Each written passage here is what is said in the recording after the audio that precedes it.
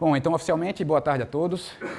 Estamos mais uma vez reunidos aqui para mais um ciclo de palestras, Matemática em Movimento, promovido pelo grupo de pesquisa Matemática em Tudo. Quero agradecer a presença de todos vocês. Tivemos bastantes inscrições. Hoje temos também a presença ilustre aqui do professor Lenimar Andrade, da UFPB. Foi meu professor lá em matemática, em cálculo, e fará o lançamento do livro dele também, Vai ser bem bacana. Então, espero que vocês aproveitem bastante, certo? Temos um coffee break aqui, certo? Fiquem à vontade. A parte do break não vai funcionar muito não, para a gente não perder tempo. Então, vai ser só o coffee mesmo. Quem quiser se levanta, pega aí e volta, tá? Para a gente seguir junto aí. E a palestra também do professor Pedro Júnior, certo? Então, para dar tempo todo mundo, a gente não vai fazer a pausa não. Vamos só ver aqui se está valendo. Pronto. Então, beleza. Na hora, tá vendo? Deixa eu afastar aqui um pouco essa mesa, porque eu gosto de ficar andando. Aí, pronto. Tá bacana aí? Dá para todo mundo ver? Então, vamos lá. Bem na hora. Então, eu vou começar com o título aqui na nossa conversa, Uma equação curiosa. Introdução, Vamos fazer essa introdução aqui, depois a gente chega na equação mesmo, tá? Vamos lá? Namastê. O Deus que habita em mim, saúda o Deus que habita em vocês. Saudação asiática. É um oi, um oi forte, um oi de alegria e de satisfação de estarmos reunidos aqui nesse momento e que a gente aproveite bastante, Uma vez que nós poderíamos estar em quaisquer outros lugares, escolhemos estar aqui, então façamos um bom proveito desse momento. Vamos lá. Pense rápido, tá? Qual o ângulo formado pelos ponteiros de um relógio analógico, aqueles assim, ao meio-dia e 15? Quem souber, levanta a mão e responde. Quem já viu a pergunta e já sabe a resposta, aí não vale, E aí? 90 graus, primeira resposta. Outra? Vai fazer igual a leilão. Dou-lhe uma, dou-lhe duas. Alguém mais? Alguém menos? Mais de 90, menos de 90? 90? Menos de 90. Quem tem um relógio de ponteiro aí? O meu é digital. 45? Vamos ver, hein? Ou seu transferidor aí não está muito bom, ou seu relógio também não está marcando direito, Bem, não precisa ajustar aí a meio-dia e 15 não, porque eu trouxe a imagem aqui para vocês, tá? Olha aí, meio-dia e 15. Bem, para o colega que achava que era 90 graus, deu zebra, Infelizmente. Oi? A gente vai fazer isso aqui rapidinho, mas só para eu ter uma ideia, por favor. Licenciatura em Matemática, quem? Levanta a mão aí. Muito bem, hein? Valeu. É para vocês mesmo esse evento, Então, que bom que vocês estão aqui. Primeiro período. Olha aí, em peso, viu, Yara? Olha só, rapaz, parabéns, viu? Valeu, muito bom, tá? Então, vamos ver, O colega lá tinha dito 90 graus, mas a figura aí não corresponde com a sua ideia, Um jeito facinho da gente pensar isso aqui é o seguinte. Suponha que os dois ponteiros estão alinhados aqui, certo? No início. Cada vez que o ponteiro grande dá uma volta, passou uma hora, concorda? Aí o ponteiro pequeno anda uma casinha dessa, Quanto é esse espaço daqui, em graus? 30 graus, certo? Tá. Só que o ponteiro grande não andou uma volta, O ponteiro grande só andou até aqui, correto? Qual é a fração de hora disso aqui? 1/4, Então, se o grande só andou 1/4 de hora, 1/4 de volta, esse cara aqui também não andou o tanto completo, Só andou 1/4, certo? É proporcional aqui o negócio. Tá? Então, o ponteiro grande andou 1/4, esse aqui andou 1/4 de quanto? 1/4 de 30, 1/4 de 30 é 7,5, certo? Então, se ele tivesse ficado parado, quando esse cara aqui abriu 1/4, era 90, Só que aí esse aqui fechou 7,5, concorda? Então, 90 menos 7,5, 82,5. Fechou? Pronto, então nunca mais respondam 90, tá bom? Todo mundo aí captou? Beleza. Vamos para a próxima. Alguns problemas um pouco mais antigos, certo? Para a gente contextualizar aqui a nossa brincadeira. O anjo disse-lhe: Não temas, Maria, pois encontrastes graça diante de Deus. Eis que conceberá e darás à luz a um filho, e lhe porás o nome de Emanuel, que significa Deus conosco. Bem-aventurada és tu que crestes. Anunciação do anjo a Maria, né? E aí Jesus nasceu. Agora, o detalhe é o seguinte, que eu não sei se vocês sabem. A gente sabe que Jesus morreu e ressuscitou aos 33 anos de idade, né? Isso é o que prega aí a tradição, né? Só que, aí o detalhe, eu não sei se vocês sabiam disso, o ano mais aceito entre os especialistas do nascimento de Jesus é, na verdade, o ano 4 a.C. Entre 3 e 4, mas vamos ficar com 4, certo? Para a gente fazer as contas que a gente quer fazer a brincadeira aqui. Gente, Jesus não tinha nascido no ano 0 e tal, bem, não, né? Porque houve alguns fatos históricos que fizeram ser refeita essa conta e aí chegou-se a, bem, não vou dizer essa conclusão, né? Mas o mais aceito historicamente ele nasceu um pouquinho antes dele, né? Mais 4 a.C. Então, a pergunta agora é, determine o ano que Jesus morreu, né? Bem, o que ele nasceu, 4 a.C. Aí ele morreu em que ano? Se ele morreu com 33 anos de idade.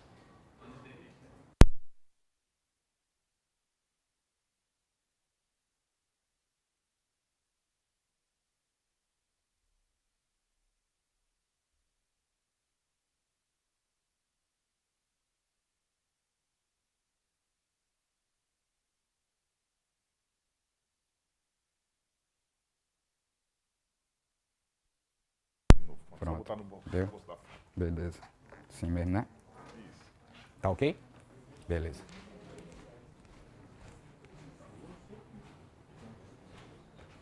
Pronto, vamos continuar, né? Tá, se ele morreu com 33 e nasceu no 4 a.C., aí ele morreu em quanto aí que tu falou? 29. Todo mundo concorda? A conta foi 33 menos 4, né? 29. O detalhe, que aí é a curiosidade aqui, que eu não sei se vocês sabem, é o seguinte. Que a gente costuma imaginar isso aqui, né? 0, né? Aí, ano 1, 2, 3, etc. Aí o antes de Cristo a gente tende a pensar que é o menos 1, né? Eu acho que foi isso aí que você imaginou, né? Eu acho que é mais ou menos isso que todo mundo imagina, né? Fazer essa referência, né? Antes de Cristo os negativos, depois de Cristo os positivos e tal. E não é, viu? É mais ou menos. Sabe por quê? Quem sabe explicar aí o detalhe histórico desse problema? Não tem o ano 0. Olha aí. Então, você passa do menos 1 direto para o 1. Certo? O 1 antes de Cristo, né?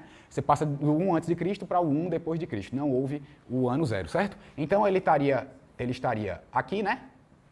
No menos 4 antes de Cristo. Então, 1, 2, 3. Opa, aqui já está no 4. Certo? E aí você termina a conta agora. Tá bom? Isso. Certo? Muito bem.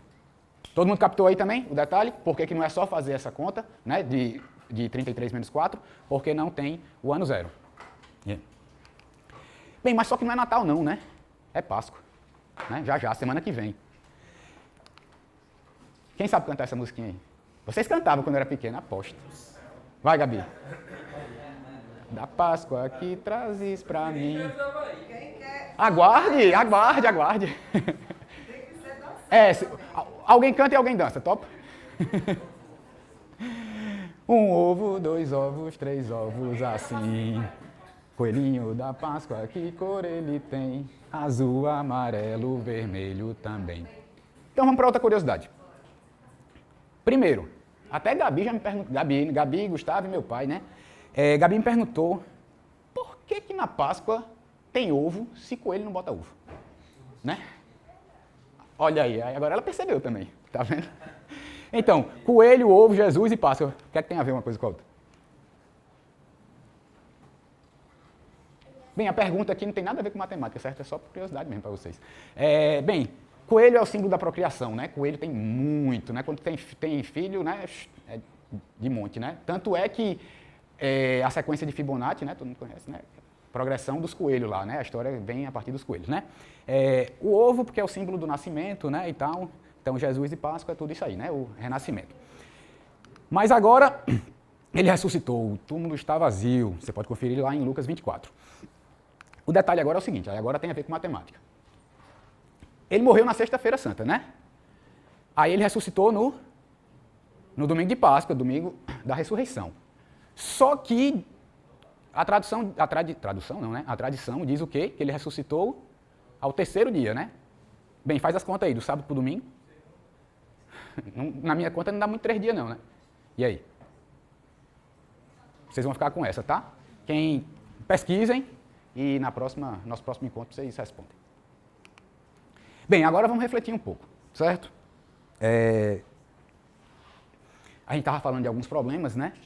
Para a gente começar aqui a brincadeira. E essa semana eu estava pensando em algumas coisas que aconteceram.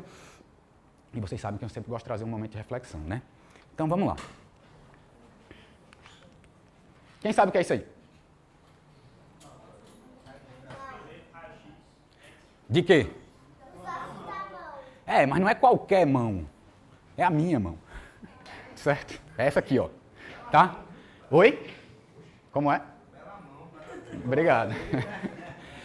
Esse raio-x aí foi tirado em novembro de 22, certo?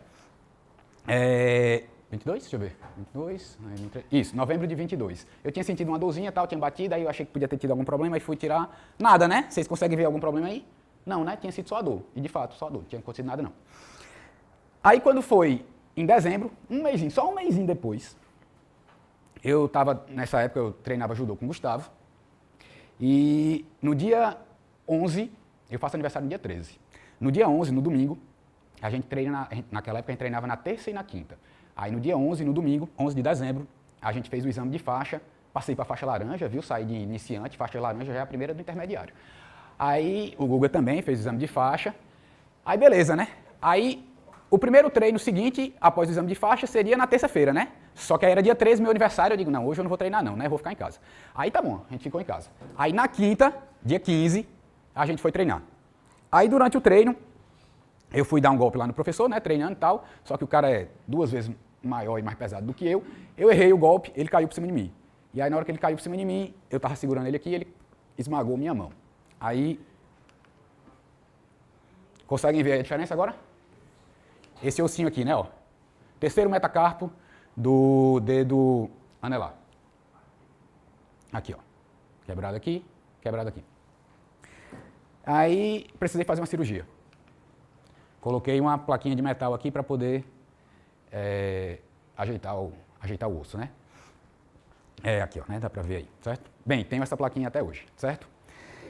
Passei 3 meses de licença, porque eu não podia nem mexer a mão, tá? Então foi ali do final de dezembro. Oi? É a mesma, só a posição assim, ó, Gabi, que está diferente. Então fiquei do final de dezembro até março, mais ou menos, né? Sem poder nem mexer a mão, não podia fechar, podia fazer nada, só fisioterapia. Fisioterapia, fisioterapia, eu ia para fisioterapia todo dia. Passei 2 meses e meio fazendo fisioterapia. Mas agora já é por outro motivo agora. Esse aqui ficou bom, graças a Deus. Aí quando eu fiquei bom em março,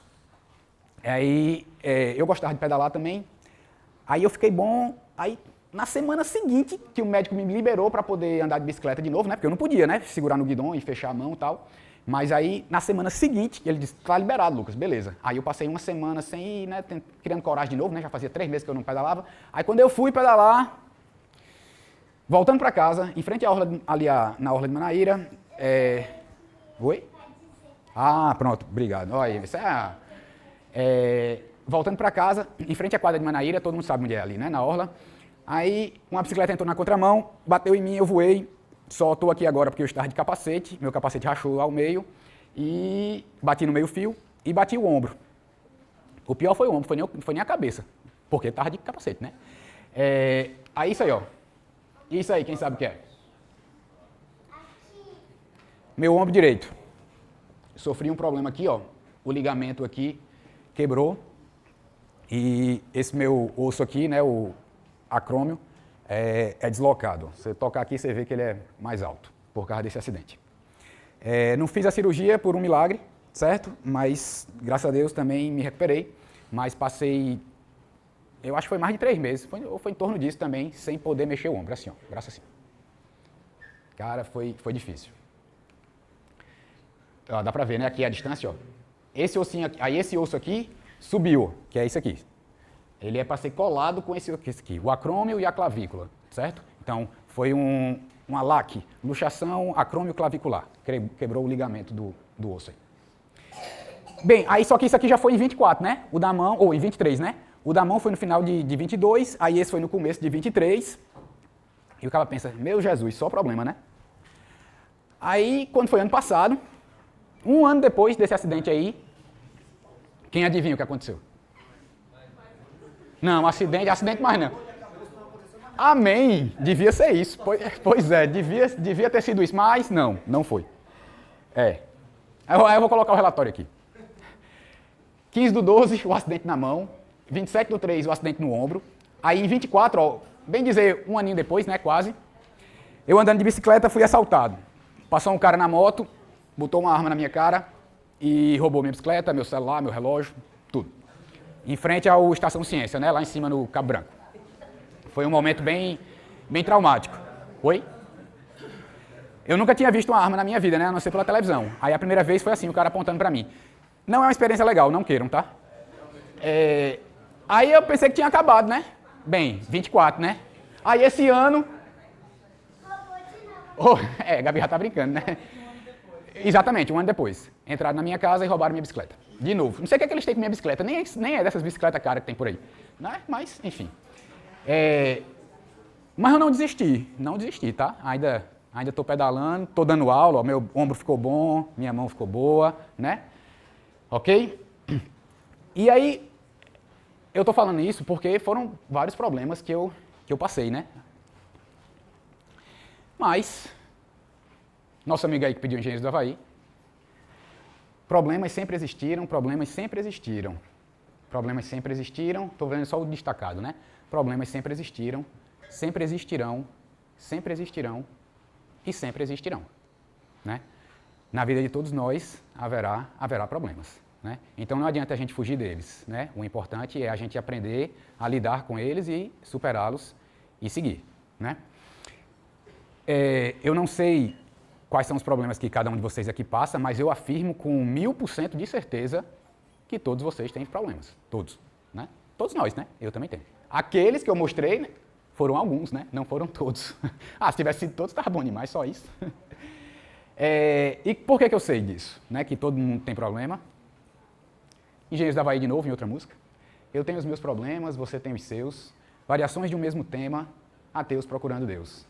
Eu tenho os meus problemas, você tem os seus. Variações de um mesmo tema, Dylan e seus dilemas. Todo mundo tem problema, cara. Todo mundo tem. Mas o importante... Não tenha medo. Nem tudo tem explicação. Às vezes a gente fica preocupado, né? Por que isso aconteceu? Por que comigo? Tal, né? Bem, eu fiquei assim algumas vezes com aquelas situações lá, né? Eu não contei a vocês que no acidente da mão... Foi num dia, no final da tarde, eu geralmente não pedalo no final da tarde, eu gosto de pedalar de manhã, mas naquele dia houve um imprevisto, eu não pude ir de manhã, aí fui de noite. Final da tarde, né, 5, 6 horas, o acidente foi em torno das 6h30, mais ou menos. Aí pra você ver, né, o cara pensa, poxa, eu nunca saio à noite. Aí no dia que eu saí acontece um negócio desse. E de manhã, eu tinha ido nadar. E naquele dia, em particular, o meu treinador lá tinha me chamado para participar da equipe Master, né, pra competição. Aí eu tava achando massa, né, beleza, ia competir oficialmente. Aí passei 3 meses e tal, aí nunca mais, né? Aí para voltar o nível vai ser mais difícil. Aí não fez o treino? Não fiz mais.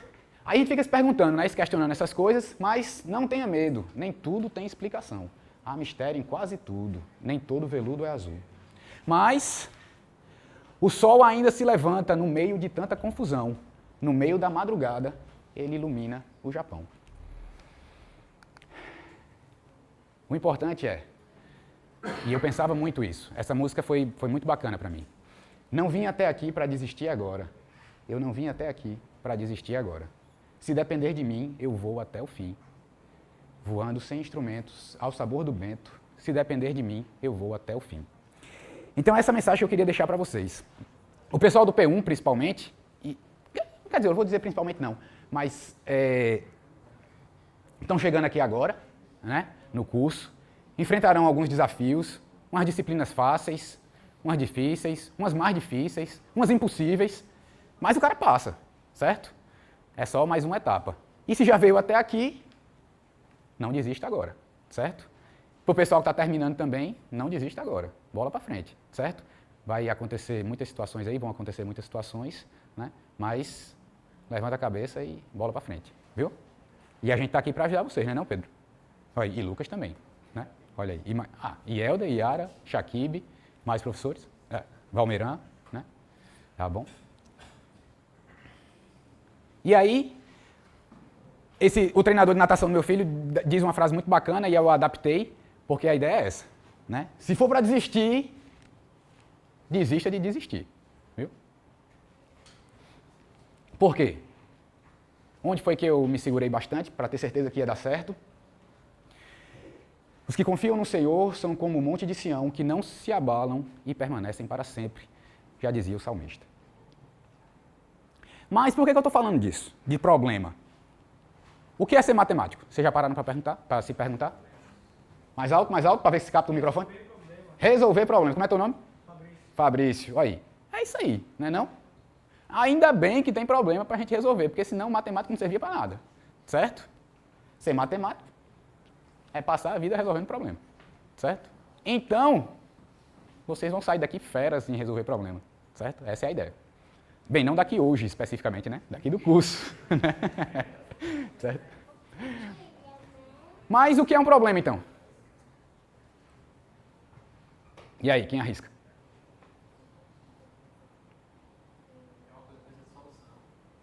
Boa. No ponto. Só tem um detalhe que eu acrescentaria. É uma coisa que precisa de solução para aquela determinada pessoa. Porque uma determinada situação pode requerer a solução, pode ser de interesse de uma pessoa e não de outra. Aí ela é problema para um e não é problema para outro. Certo? Mais algumas definições. É um cara que fala muito sobre isso, é George Polya, certo? Depois vocês pesquisam sobre ele. Mas aí a ideia é a seguinte. Um problema é uma determinada questão ou determinado assunto que requer uma solução, como Mateus, né? Marcelo, desculpa. Tudo começa com J, né? Então aí serve, né? Um problema matemático é toda situação que requer a descoberta de informações matemáticas para resolvê-lo, né? Outra, é toda situação cuja resolução é de nosso interesse, tá vendo? Se você não tem interesse em resolver, não é um problema, certo? Não para você, pelo menos, né? Mas que não sabemos inicialmente como resolver e para a qual, né, não temos, eita, faltou um S aqui, tá? Não temos regras e nem um método pré-definido. Então, é isso aí, tá? Se você não sabe como resolver inicialmente aquela situação, você está diante de um problema. Bem, temos vários tipos de problemas, né? Problemas abertos, que podem ter várias respostas, tipo, como ir da sua casa para o trabalho. Você pode ir de várias maneiras, né? Eu, quase toda vez que venho, eu tento mudar o caminho para não enjoar, né? Problemas fechados, que tem apenas uma solução. Aí, qual o melhor, ou o menor, ou o mais rápido, né, caminho da sua casa para o trabalho? Aí só tem uma solução, né? Porque o mais rápido, né, não pode ter dois o mais rápido, né? E ainda o problema é sem solução. Qual é o maior número primo? Não tem solução isso aí, né? Sobre isso aí, o primo é infinito, números ou é finito? Os primos? Quem arrisca responder aí para o colega? Infinito. Pronto, muito bem, vocês estão certos. Ok? Acrescentaria problemas em aberto. Eu ia falar deles ali mais para frente, mas você lembrou bem, Pedro Júnior está colocando aqui, problemas em aberto. E aí, quem é que sabe dizer o que são? Isso, que não foram solucionados ainda, né? Depois a gente fala, depois em outro momento, né? Outro dia, a gente fala sobre o Teorema de Gödel e a gente discute um pouquinho sobre esses problemas. Mas vamos lá. Agora, Gustavo me fez essa pergunta, olha aí, Guga. Bem, a gente já falou de problemas, eu quero que vocês resolvam esse aí, um enigma. Você precisa calcular a solução de um determinado problema e coloca a calculadora no congelador. Por quê? Será, hein? Pelo menos eu vi uma resposta já.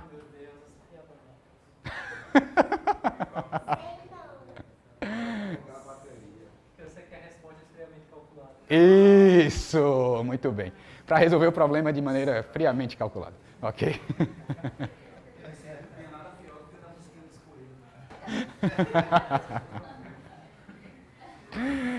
Bem, vamos lá, né? Aí, ó, era aí que eu ia falar, né? Eu acho que vai dar tempo. Problemas do século XX. Mas, professor, o século XX, a gente já está no XXI? Sim, meu amigo, mas porque são problemas em aberto desde o século XX. Esse é o problema, né? Sim, aqui é o símbolo do infinito, né? Tá? O infinito é um negócio bem bacana e trouxe muito alvoroço, né, no meio matemático quando se começou a discutir o infinito. Aí agora a Legião Urbana, né? O infinito é realmente um dos deuses mais lindos. Opa, e aí? Chega? Bicho, desculpa, acabei sem poder te responder, mas depois eu te conto o que aconteceu. Vamos lá. Aí falar um pouquinho sobre o infinito, né? A parte é sempre menor do que o todo, sim ou não? Sim, né? Não. Sim ou não? Não. Hã? Sim ou não, cara? E aí? Não. Não na matemática dos infinitos, né? Dedekind, aí do século XIX para o século XX, ele foi um dos primeiros que conseguiu definir de maneira um pouco mais bacana o que é um conjunto infinito, né? Disse que um conjunto S é infinito se e somente se existe um subconjunto próprio. Quem lembra aí o que é um subconjunto próprio? Ixi, rapaz.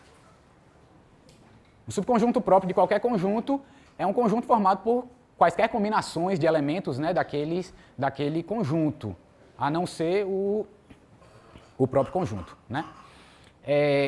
Então, qualquer subconjunto próprio de S, qualquer subconjunto próprio S' de S, tal que os elementos de S' podem ser colocados em correspondência bionívoca com os elementos de S. Entenderam que é um infinito? Entenderam? Então vem explicar aqui no quadro. Vamos lá.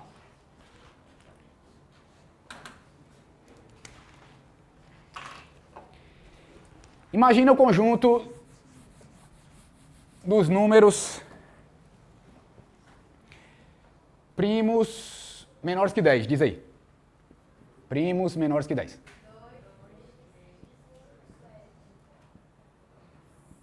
E o 1, não é não? Sim. Não? Se ele não é primo, ele é composto, é isso? Não? Não. Ah, muito bem, Gabi.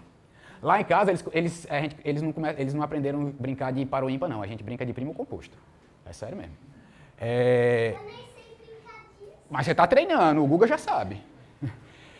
Aí o que é um subconjunto próprio? Por exemplo, a gente pegar aqui o conjunto com os elementos apenas 2 e 5, certo? É um subconjunto próprio, né? Pegar só o com 2, certo?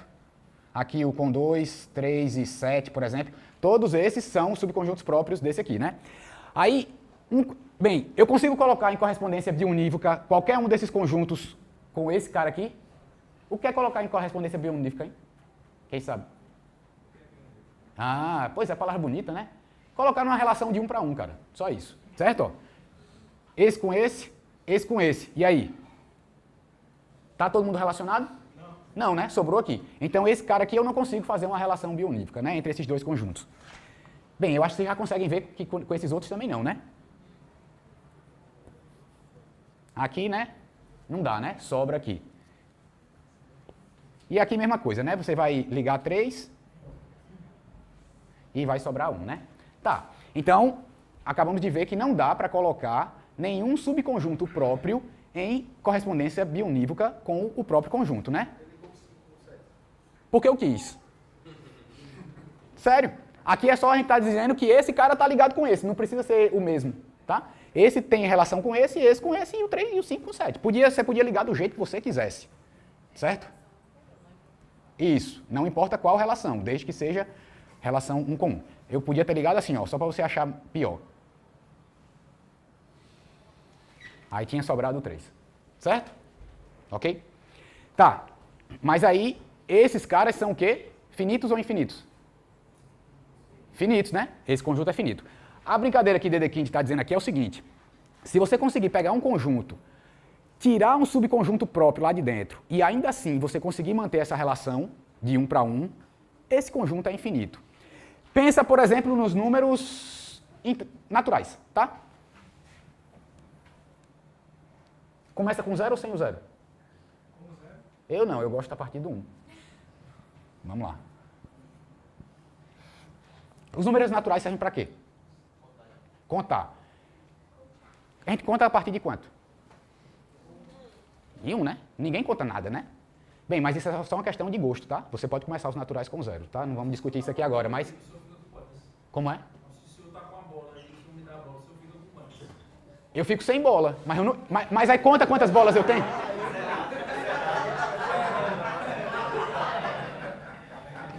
Você quer? Você quer? Não, né? Tá bom. Ó, aí daqui, ó. Aí vamos pegar um subconjunto próprio daqui, tá? Bora, galera. Ó, aqui, assim, faltou as reticências, né? O principal, senão ia dar errado. Aqui são os naturais, tá? Aí daqui, vamos pegar um subconjunto próprio.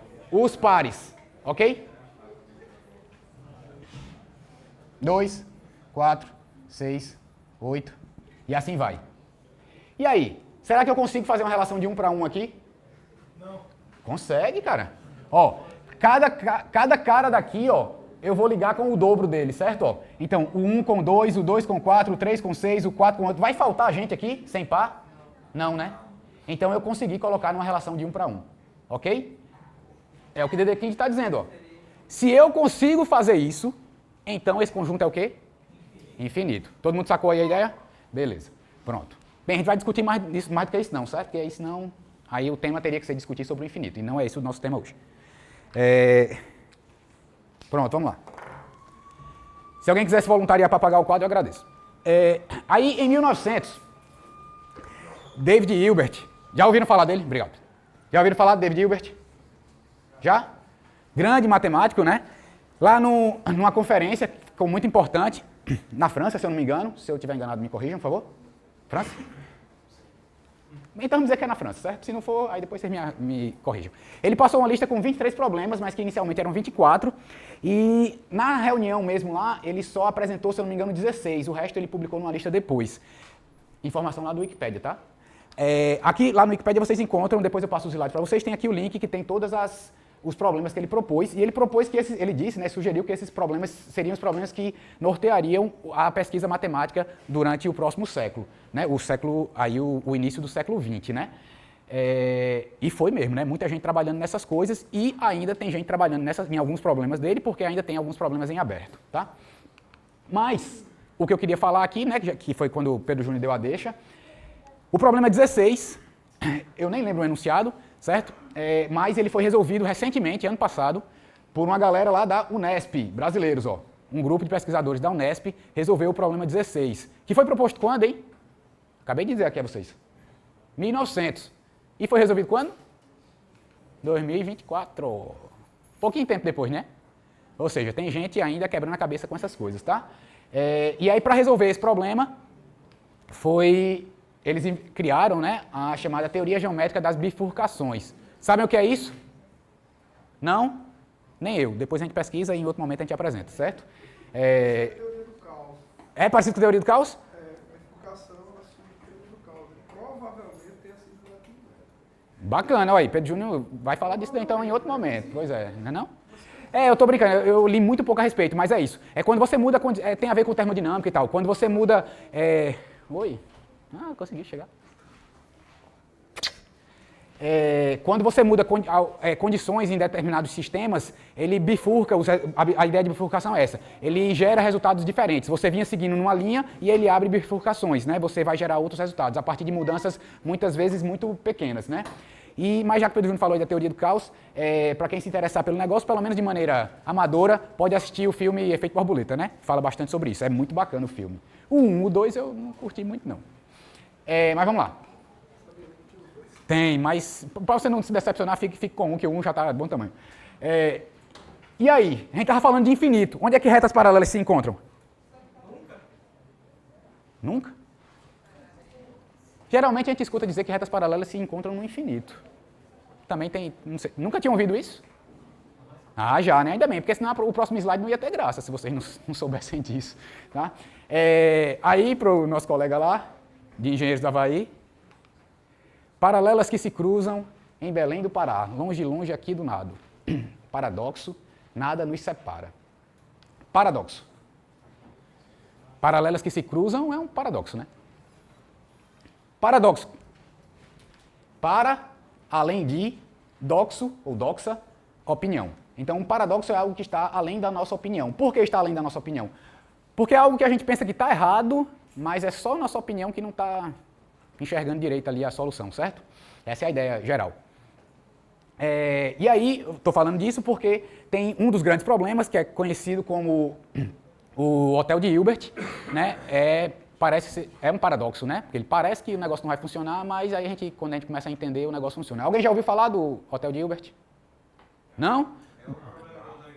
Isso, do Hotel Infinito de Hilbert. Muito bem.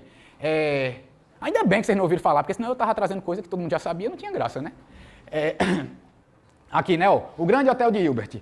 Não temos vagas, mas we can move some people, mas a gente pode mexer aí com a galera e a gente encontra uma vaga para vocês. A ideia é o seguinte, o cara chega no hotel, aí pede um quarto, tá lá a placa, né? Hotel com infinitos quartos. Aí o cara chega no hotel e chega na recepção, né? Aí, eu queria me hospedar aí. Aí o recepcionista, tudo ocupado. O hotel tá lotado. Cara, mas vocês têm infinitos quartos. Lotado. Mas, espera aí, vou chamar o gerente. Aí o gerente era o quê, hein? Matemático, né? Para resolver o problema, o gerente era matemático. Aí quando o gerente chega e, oi, boa noite, tal, qual é o problema? Aí o cara, eu queria me hospedar, tal, mas aí o recepcionista aí tá dizendo que o hotel tá lotado. Você consegue aí me ajudar? Aí o cara, na hora, me dê 2 minutinhos aqui que eu arranjo o primeiro quarto aí para você. E aí, como foi que ele resolveu o problema?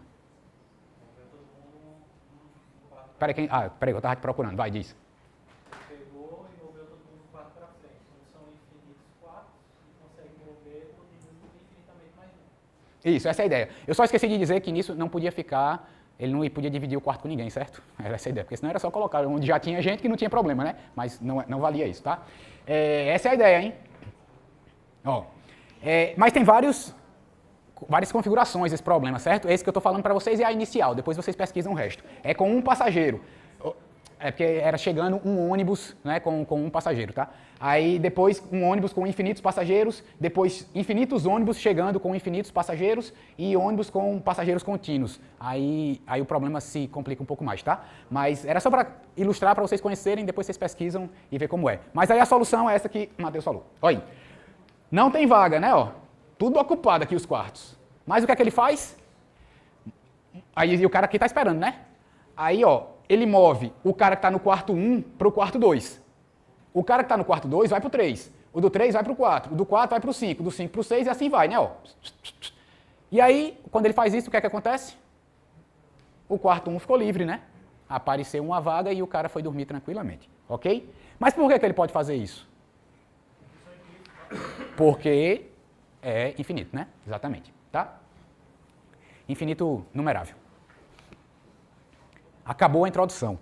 Ufa, vai dar tempo. Certo? Mas aí eu coloquei isso. Aí agora a gente vai chegar na parte que vocês estavam esperando mesmo, né? Eu acho. Mas eu coloquei esse slide aí só para me lembrar de uma coisa.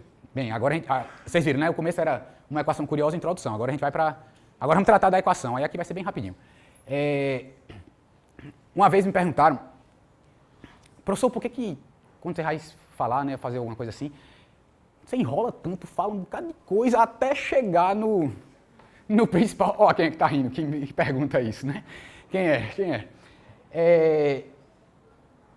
Principalmente quando a gente vai dar aula. E aí eu agradeço muito a meu pai, que foi meu exemplo, né? Além de pai, de professor. E eu aprendi muito isso com ele. Quem não gostar, aí ele tá aí, pode reclamar, tá?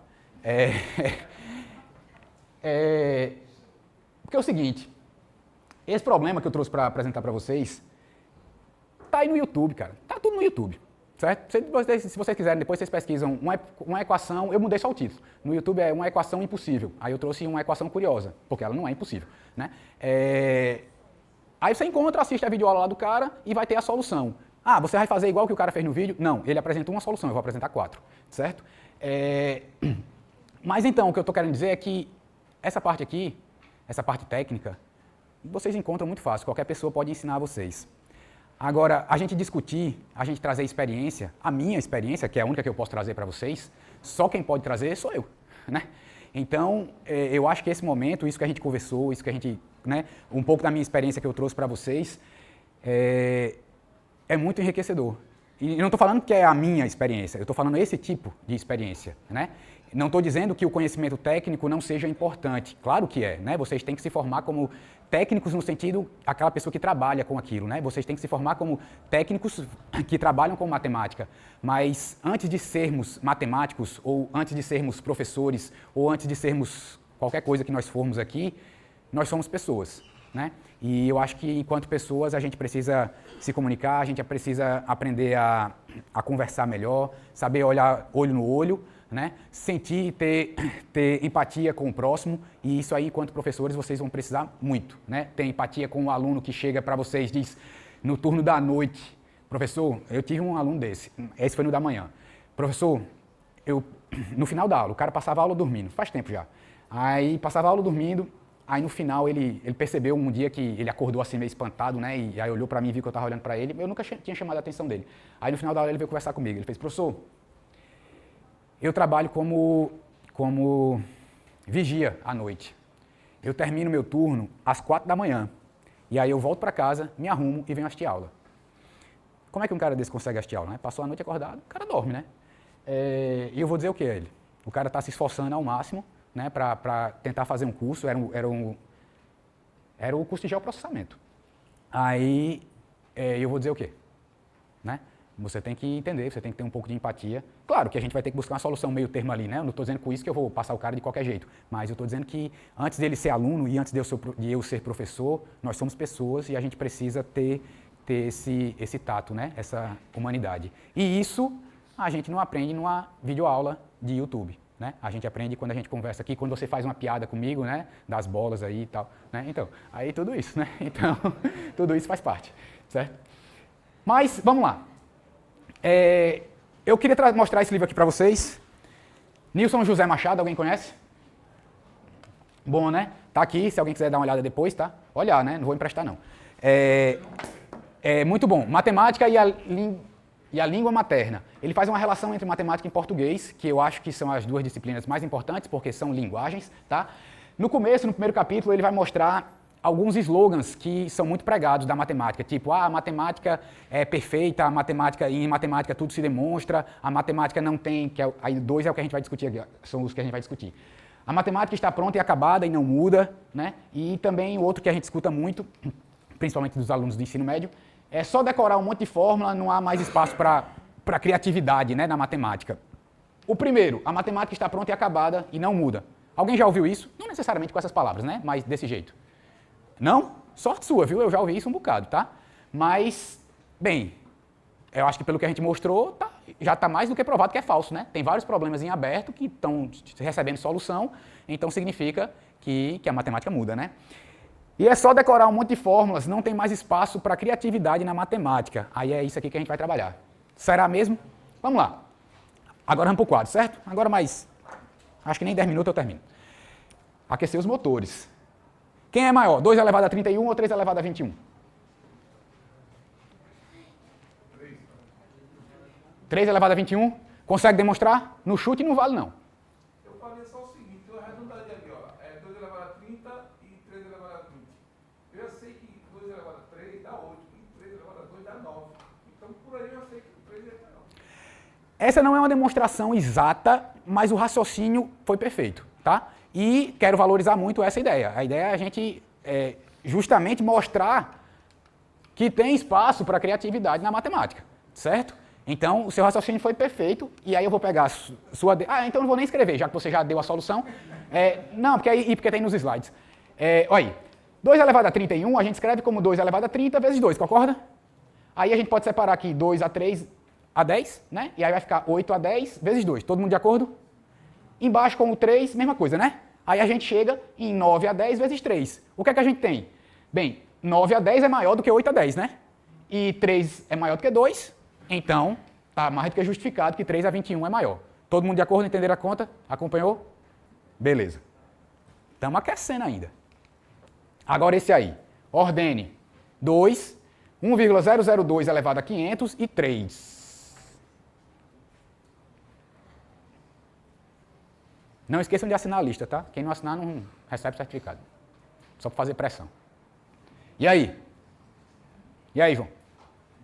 Agora ficou um pouquinho mais difícil, né? Mas para ir mais rápido eu também não vou fazer as contas não, vou mostrar aí nos slides. Isso é um palpite, é uma afirmação, é uma pergunta, é o quê? Consegue demonstrar? Eu sei que se alguém falar um pouquinho mais, tem um teste de matemática que dá número de Euler. Olha aí, Paulo, número de Euler aí, né? Consegue ver isso? Pronto, a gente está estudando isso aí também lá em matemática financeira, né? O número de Euler pode ser definido como em matemática financeira como uma capitalização contínua, né? Não é exatamente isso que você disse não, mas você está na linha. É quando você põe no limite aí, né? Quando você passa o limite, aí você chega no número de Euler. Beleza, mas suponha que você é um aluno do ensino médio que não sabe limite, e aí? Mas foi boa a sua ideia, viu? Parabéns. Quando eu vi esse vídeo também, aí eu já pensei nisso logo, aí eu também achei fácil, né? Mas...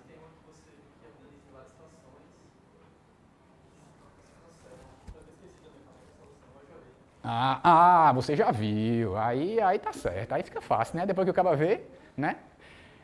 Mas é isso aí. Tá na ordem certa já, tá? Ó, vamos lá. Acompanha aí, tá? As contas. 1,002 é 500, é 1 mais 002, ok? 002 é 2 sobre 1000. 2 sobre 1000 é 1 sobre 500, ok? Até aí ok, né? Para todo mundo? Tá. Então, isso aqui é 1 mais 1 sobre 500 elevado a 500. Então, é isso aqui, 500 fatores. Beleza? Ok? Alguma dúvida aí? Porque vocês estão meio assim... Estão entendendo, né? Tá. Não tem matemática avançada aqui não, gente. Aqui é só multiplicar, botar em fração, né? Tá. Vamos lá. Agora, o lance vai ser o seguinte, porque eu quero comparar esse com o 2. Depois eu comparo com o 3, tá? Quero começar comparando com o 2. Então, eu escrevi esse cara aqui nessa forma, né? 500 fatores dessa forma aí. Então, para eu comparar, o lance vai ser eu tentar escrever o número 2 como uma multiplicação de 500 fatores, para eu comparar aqui. Do mesmo jeito que a gente fez esse, né? Ó, escrevemos em 2 fatores e comparamos fator a fator, certo? Então, a ideia vai ser escrever o 2 como um produto de 500 fatores para que a gente possa comparar, ok? Essa vai ser a ideia. Essa é a criatividade, tá? Pronto. 2 é 1000 sobre 500, ok? 1000 sobre 500, eu posso escrever, vejam se vocês concordam, que eu posso escrever assim, ó, como 500 fatores aqui. Olha como está começando a aparecer aqui os 500 fatores. 501 sobre 500, 502. Por quê, né? Vê se vocês acompanham aí. Sobrou quem? 1000 sobre 500, certo? Todo mundo acompanhou? Então eu posso escrever dessa forma, né? E aí eu tenho 500 fatores, beleza? Tá. Então vamos pro próximo. Estamos acabando. Aí, esses 500 fatores, cada um deles, perceba que o numerador é uma unidade maior do que o denominador, né? Então, eu posso escrever como o numerador, eu posso escrever o numerador como o denominador mais 1, né? Sempre, ó. Esse 501 sobre 500 é 500 mais 1, 501 mais 1, 502 mais 1, até o último aqui, né, que vai ser 999 mais 1. Acompanhou aí todo mundo? Por que que eu estou fazendo isso? Porque aqui agora eu simplifico, né? Ó, 500 com 500 vai dar 1 mais 1 sobre 500. Ok? Que é o que está aqui, né? Ó, 500 mais 1 sobre 500 vira esse cara aqui. Ok? 501 sobre mais 1 sobre 501 vira isso aqui. Ok para todo mundo? Fechou? Tá. Até o último lá, né? 1 mais 1 sobre 999. Aí agora, mas tem 500 fatores aqui, né? Aí agora eu coloco lado a lado com aquele outro que a gente tinha feito, né? E um slide repetido. Tá, vamos lá. Ó, o 1,02 elevado a 500 é isso aqui, né? Ó, 500 fatores, lembram? Com o denominador 500. Esse número 2 são 500 fatores aqui, só que o detalhe é que o denominador agora vai aumentando até 999. De acordo? Então agora a gente vai comparar fator a fator. Esse cara aqui, esses caras são iguais, né? Então eles não fazem diferença na nossa comparação, tá? Agora o que acontece a partir do próximo? Bem, todos esses outros, 499, são iguais. Fechou? Acompanhou aí todo mundo? Tá. E esse outro?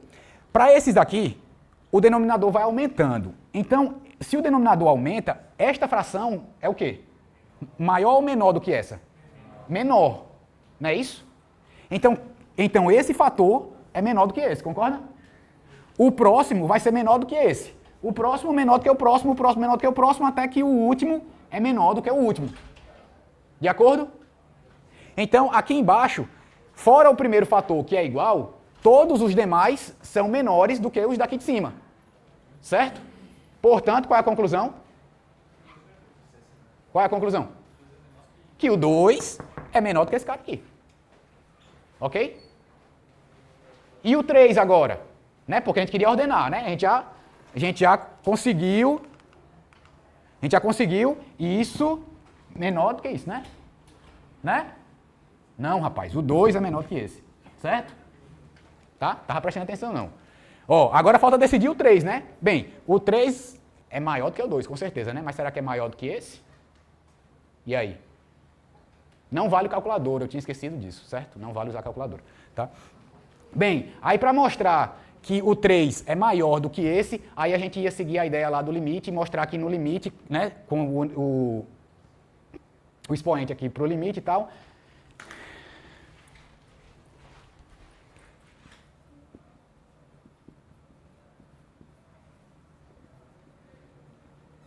Mas, cadê?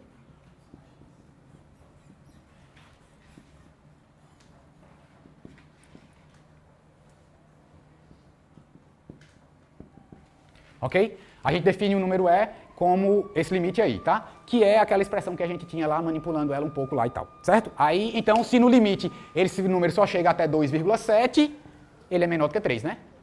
Ok? Tá. Bem, quem não viu o limite ainda, aguarde sensacionais revelações. Era um professor meu que dizia isso. Pronto. Agora que a gente aqueceu, vamos resolver nossa equação curiosa. Nossa equação curiosa é a seguinte.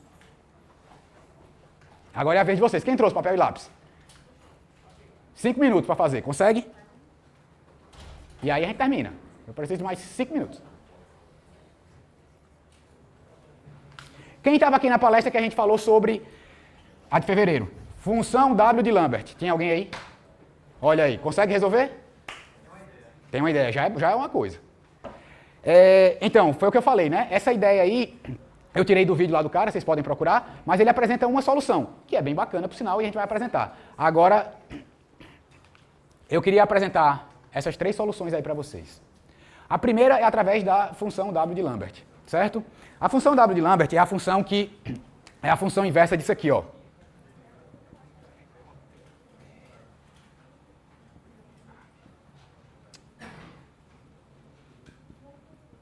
Certo? A função W de Lambert é a função que inverte isso aqui. Vou fazer assim.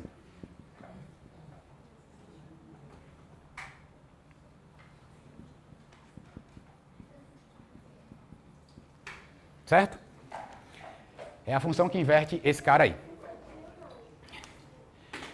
A gente discutiu bastante sobre isso aí. Quem não assistiu, se quiser, depois me manda aí me manda uma mensagem que eu mando o link da gravação para vocês. Mas vamos lá, é bem simples, ó, para a gente resolver isso pela função de Lambert. Ó, para usar a função de Lambert, o que a gente precisa é montar uma expressão desse tipo aqui, tá? Ó. Aí quando você monta essa expressão, você aplica a função nessa expressão e ela lhe retorna o x, tá? É só isso. Em outras palavras, é só isso aí. Então a ideia é a gente montar uma expressão desse tipo. A gente começa aqui, aplica logaritmo, né, ó, dos dois lados. O 9 vem para cá, o 3 vem...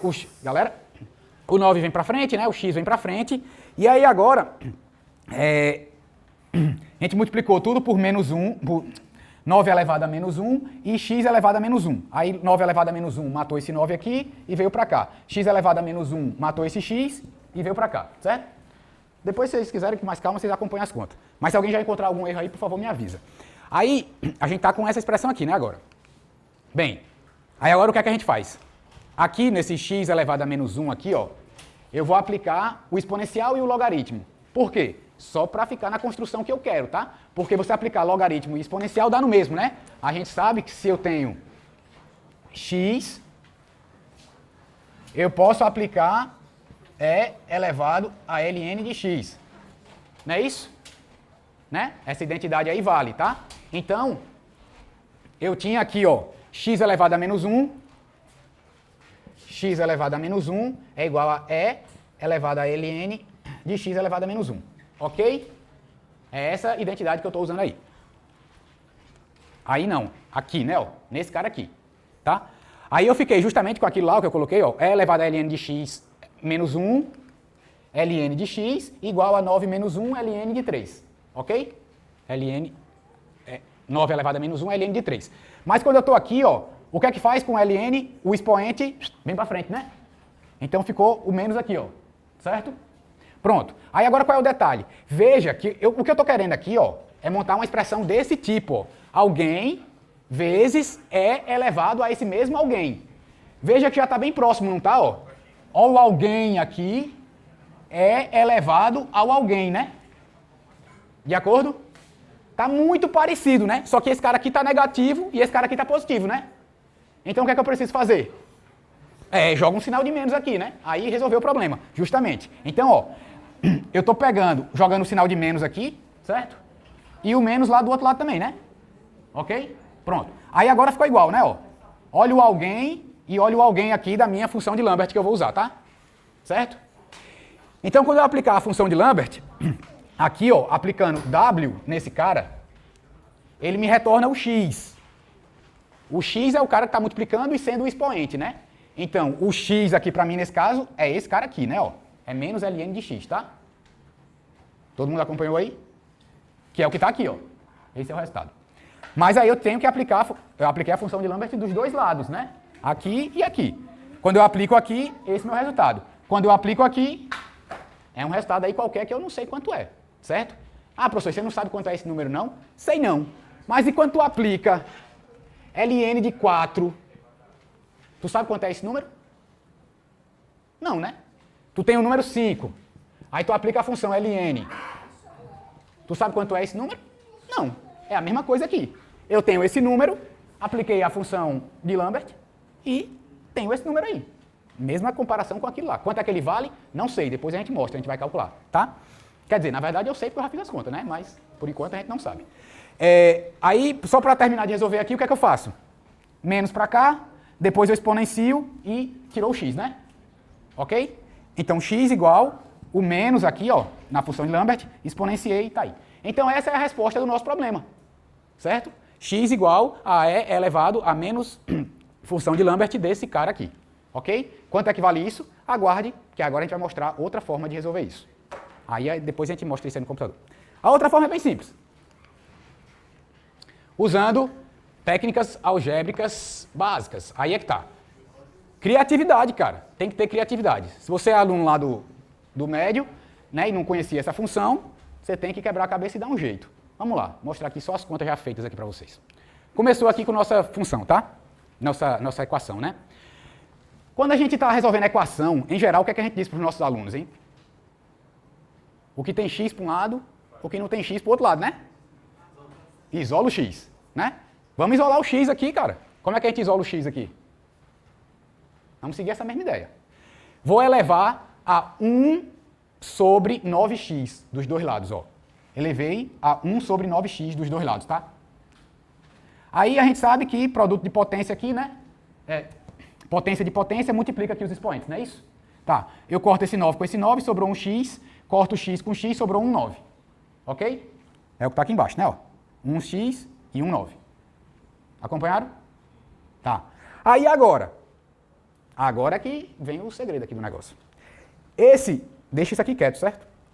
Eu vou trabalhar com esse cara aqui agora. Aí mexendo com ele, ó, eu posso elevá-lo a 3 sobre 3, porque 3 sobre 3 é 1, né? Certo? Não alterei nada aí da minha brincadeira. Aí, esses dois caras aqui, eles multiplicam, concorda? Porque é expoente, né? Aqui, eles multiplicam. Então, olha o que eu estou fazendo. Já que eles estão multiplicando, eu vou colocar esse 3 para dentro e vou multiplicar o 1/9 por 1/3, que aí vai dar 1 sobre 27.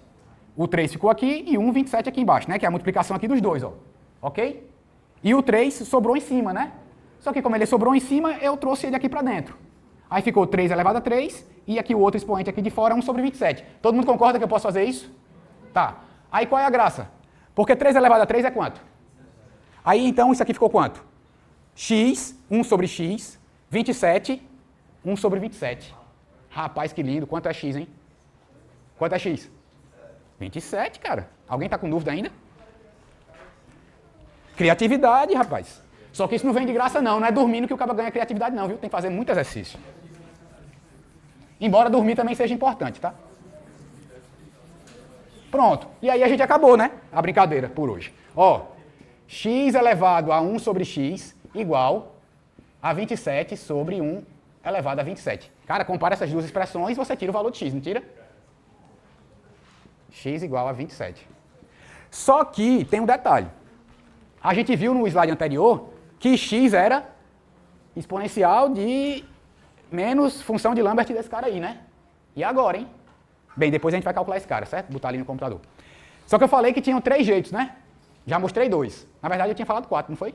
No começo. Mas eu apresentei só 3 ali. O quarto eu quero ver se vocês vão saber qual é. Vamos para o outro. O outro é o seguinte. Gastando meia dúzia de neurônios, tá? Vamos pensar.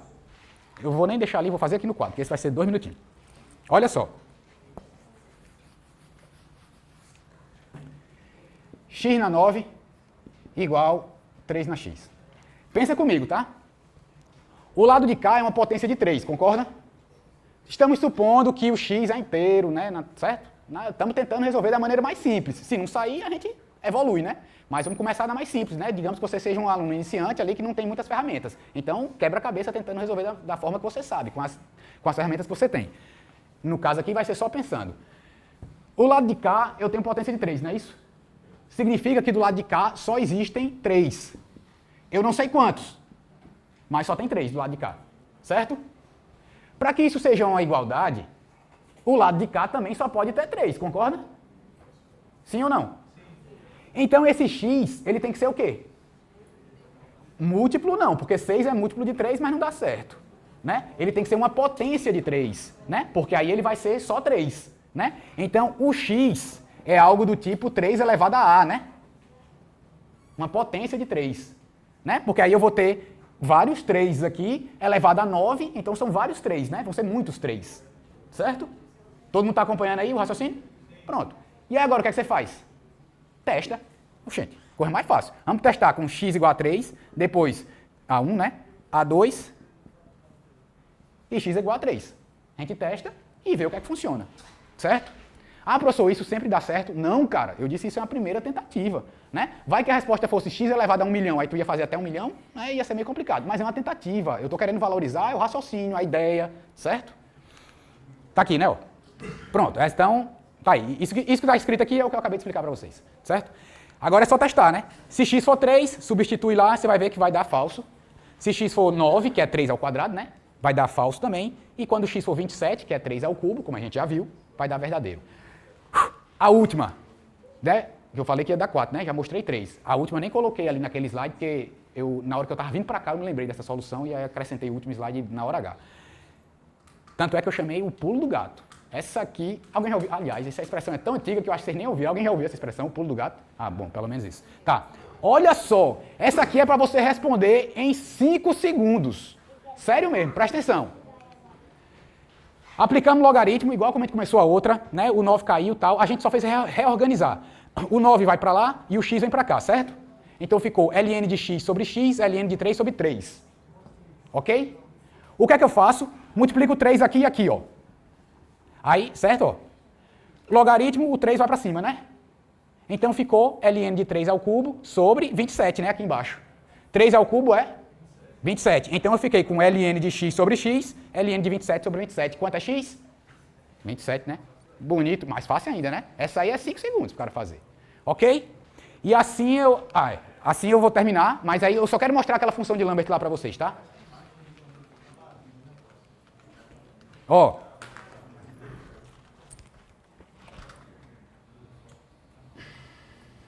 Quem conhece Wolfram Alpha? Wolfram Alpha é uma plataforma de computação, de matemática, né? Para calcular tudo que você quiser aí no mundo, certo? Ó, vamos escrever essa expressão aqui, certo?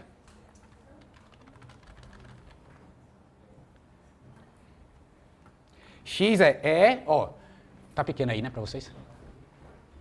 Ó, eu vou escrever essa expressão aqui para eu jogar lá no Wolfram Alpha, tá?